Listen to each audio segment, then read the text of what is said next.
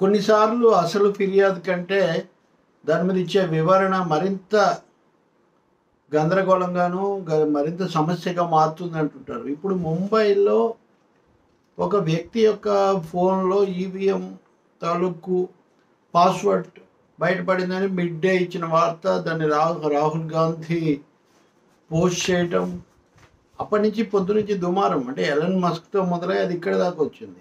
ఇది వచ్చిన తర్వాత ఎలక్షన్ కమిషన్ తరఫున ఒక అధికారిని ఒక వివరణ జారీ చేశారు. ఆ వివరణ మరింత గందరగోళం పెంచింది.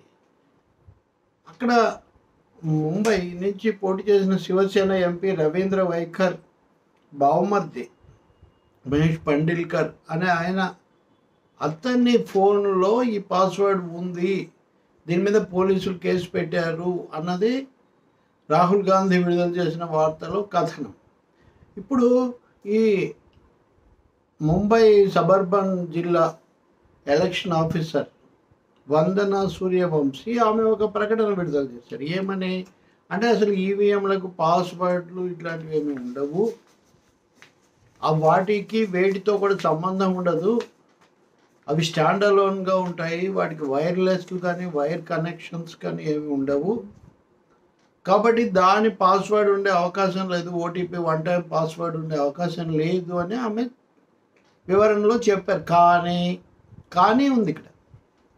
కానీ ఈ అబ్బాయి పెండల్కర్ ఎవరైతే ఉన్నారో ఈయన వాడలేదా, వాడాడు, దాని నెంబర్ లేదా ఉంది. ఏంటిది అంటే ఆమె అనేది ఒక అధికారి యొక్క ఫోను అనధికారికంగా ఉపయోగించారు అన్నది ఇక్కడ కేసు.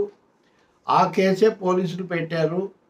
దాన్ని పాస్వర్డ్ కింద ఈ మిడ్ డే పత్రిక ప్రకటించింది. దాని మీద మేము చర్య తీసుకుంటున్నాము, దాని మీద రిటర్నింగ్ ఆఫీసర్ కేసు కూడా పెట్టాడు అని ఆమె రాశారు. అది కాకుండా ఇంకొన్ని వివరణలు కూడా ఇచ్చారు. అదేంటంటే ముఖ్యంగా ఈ పోస్టల్ బ్యాలెట్లు అనేవి నేరుగా లెక్క పెడతారు. పోస్టల్ బ్యాలెట్లు లేదా ఎలక్ట్రానిక్ ఓట్స్ ఏవి లెక్క పెట్టినా కానీ అవన్నీ ఏజెంట్లు, అభ్యర్థులు వాళ్ళ యొక్క సమక్షంలో వాళ్ళందరూ సంతకం చేసిన తర్వాత మాత్రమే లెక్క పెడతారు. దీంట్లో ఇంకా ఇతరత్రా జరిగేది ఏమీ ఉండదు. ఇదంతా కూడా పత్రికల సృష్టి. అధికార వ్యక్తి యొక్క ఫోను అనధికార వ్యక్తి ఉపయోగించాడు అన్నదే ఇక్కడ ప్రధానమైనటువంటి సమస్య.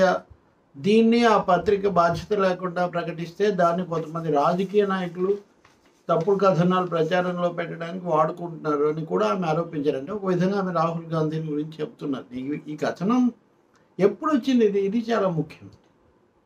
జూన్ 4వ తారీఖున ఓట్ల లెక్కింపు జరిగితే జూన్ 14వ తారీఖున అతని మీద కేసు పెట్టారు. అంటే 10 రోజుల తర్వాత కేసు పెట్టమంటే అప్పటి వరకు ఏం జరిగింది? సో మహారాష్ట్ర కాంగ్రెస్ ప్రతినిధి ప్రియాంక చతుర్వేది దీని మీద తీవ్ర ప్రశ్నలు లేవనెత్తారు. చాలా చెప్పాల్సి ఉంటుంది, మీరు ఏదో జవాబు అంటున్నారు కానీ. అంతకంటే ముఖ్యంగా ముఖ్యమంత్రి, మాజీగా పనిచేసిన మాజీ ముఖ్యమంత్రి పృథ్వీరాజ్ చౌహాన్ ఆయన ఒక ప్రకటన చేశారు. సూర్యవంశీ గారు, మీరు చేసిన ప్రకటన కొత్త సందేహాలు లేవనెత్తుతుంది. అసలు ఆ ఫోన్ ఎవరిది, ఎందుకు వెళ్ళింది, ఎలా ఉపయోగించారు, ఎందుకు అనుమతించారు, అసలు మొత్తం తతంగం ఏం జరిగింది, ఓట్ల లెక్కింపు ప్రక్రియలో పరిణామాలు ఏంటి, వీటన్నిటికి కూడా మీరు జవాబు చెప్పాల్సి ఉంటుంది అన్నారు. మరి ఇంకా దీని మీద అసలు ఈ ఓటీపీ మ్యాటర్, ఓటీపీ అనే పాయింట్ ఎక్కడ ఉత్పన్నమైంది, దాన్ని ఎవరు సృష్టించారు?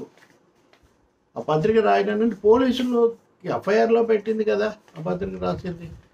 మరి అటువంటిప్పుడు అది ఎలా అంటే, ఎన్నికల సంఘం చెప్తే 6 ఏదో చెప్తే ఒక వివరణ విడుదల చేశారు. కానీ ఇది ఏమాత్రం తిగతమ్మక తొలగించేట్టుగాను లేదు. రెండవది, ఇలాంటి ప్రశ్నలు ఎక్కడెక్కడ ఎన్ని వస్తాయో కూడా ఇప్పుడు చూడాల్సే ఉంటుంది. మొత్తం మీద ఇది ఒక చినిగి గాలివాన అన్నట్టుగా ఇది ఒక పెద్ద దుమారంగానే మారుతున్న సూచనలు కనిపిస్తున్నాయి.